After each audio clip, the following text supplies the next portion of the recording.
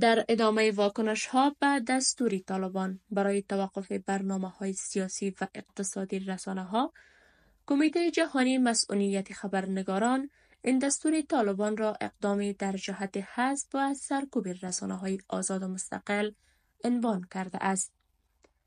این نهاد در بیانیه‌ای که روز جمعه 26 دلو منتشر کرده گفته است که ممنوعیت نشر برنامه‌های سیاسی و اقتصادی از سوی طالبان اقدامی در جهت از بین بردن کامل رسانه‌های آزاد و مستقل در افغانستان است. اخیراً گزارش شده است که وزارت اطلاعات و فرهنگ طالبان به صورت شفاهی بر رسانه‌ها دستور داده اند که نشر برنامه‌های سیاسی و اقتصادی خود را متوقف کنند.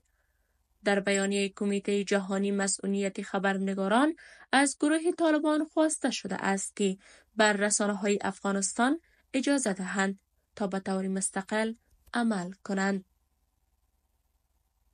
این کمیته تأکید کرده است که اقدام اخیر طالبان در سانسور بحث‌ها، گزارش‌ها و برنامه‌های سیاسی و اقتصادی یک اقدام سرکوبگرانه و نشان دهنده تلاش‌های این گروه برای نابودی رسانه‌های مستقل در افغانستان است.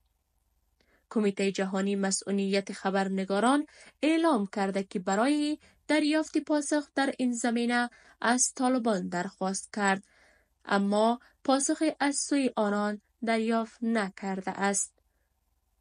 این در حالی است که پیش از این گروه طالبان نشر برنامه‌های زنده از سوی تلویزیون‌های داخلی را نیز متوقف کرده است.